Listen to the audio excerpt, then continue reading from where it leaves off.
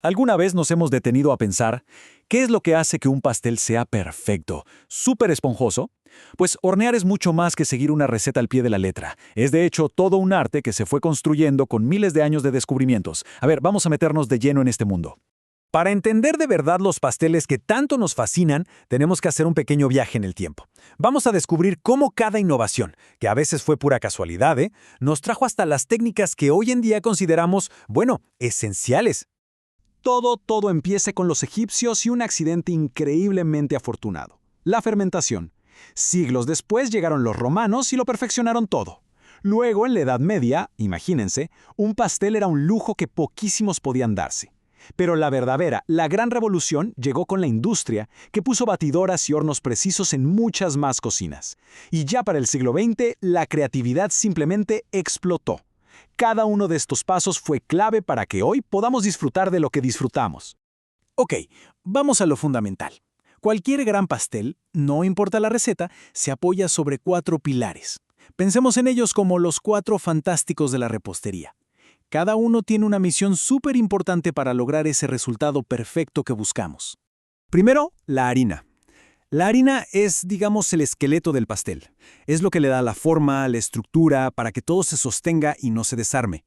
Y ojo, por eso es tan importante elegir una harina floja, o sea, con poca proteína de gluten. Esto es crucial para que la textura sea suave y no nos quede algo parecido a un pan. Seguimos con el azúcar. Y no pensemos que solo está ahí para endulzar. El azúcar es un jugador clave para la textura. Ayuda a que el pastel se mantenga húmedo, tierno, y es la principal responsable de ese colorcito dorado increíble en la superficie. Hace mucho más que solo endulzar. Ahora, los huevos, el héroe multitareas de la masa. Es que no solo unen todo, sino que son el secreto de la esponjosidad. Al batirlos se crean miles de burbujitas de aire, y son esas burbujas las que hacen que el pastel suba y quede súper ligero. Y por último, la grasa, que casi siempre es mantequilla. Este es el ingrediente que grita sabor y que nos da esa textura que se derrite en la boca. Lo que hace la grasa es envolver las partículas de harina, y así se asegura de que la miga quede tierna y deliciosa. Mucha atención aquí porque esto pasa antes de siquiera tocar la batidora y es fundamental. La precisión es todo, por eso siempre se recomienda usar una balanza. Tamizar, usar los ingredientes a temperatura ambiente y tener todo listo. Eso que los chefs llaman mise en place, que básicamente significa cada cosa en su lugar. Miren, esto no son pasos opcionales, son la garantía de que todo va a salir bien. Bueno, y es aquí donde ocurre la verdadera magia. La manera en que combinamos estos 4 pilares es el secreto que va a diferenciar un pastel denso y húmedo de uno que es ligero y aireado como si fuera una nube. Básicamente hay 2 caminos principales para mezclar: el cremado y el espumado.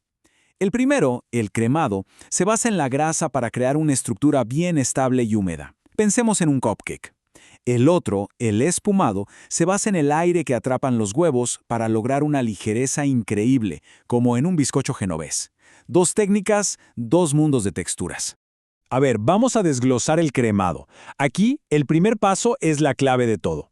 Cuando batimos la mantequilla con el azúcar, lo que estamos haciendo es crear miles de bolsitas de aire dentro de la grasa. Luego, al añadir los huevos y alternar los ingredientes secos y los líquidos, vamos construyendo una estructura súper estable alrededor de ese aire. Por eso, el resultado es un pastel firme, pero muy húmedo. Ahora, el método de espumado es otra historia. Aquí, el gran protagonista es el huevo. Lo batimos con azúcar hasta que triplica su volumen, creando una espuma súper delicada y llenísima de aire. Y después, claro, viene el gran reto: incorporar la harina con mucho cuidado para no perder todo ese aire que tanto costó conseguir. Es literalmente como tejer una nube. Y bueno, claro, tener las herramientas correctas nos facilita muchísimo el trabajo, pero usarlas de forma segura, eso sí que no es negociable. Vamos a dedicarle un momentito a esto. Esto es muy importante. Antes de usar la batidora, una revisión rápida al cable. Siempre empezar a velocidad baja para que no salpique todo. Y por favor, nunca, pero nunca meter nada en el tazón mientras la máquina está andando. La seguridad es siempre el primer ingrediente. Y así llegamos al final de este recorrido. Entender el porqué de cada paso, de cada técnica, es lo que de verdad transforma a alguien que sigue recetas en un auténtico creador en la cocina. Me encanta esta idea. Conocer la ciencia de las masas no es para limitarnos, es para liberarnos. Cuando de verdad se entiende cómo funciona cada ingrediente y cada técnica, se abre un mundo de posibilidades para experimentar, para adaptar recetas y, lo más emocionante, para crear las nuestras. Así que, al final, el punto es este. Ahora que conocemos la ciencia, desde su historia hasta la química de una simple mezcla, la pregunta ya no es cómo seguir una receta. La pregunta es, ¿qué obra de arte nos vamos a animar a crear?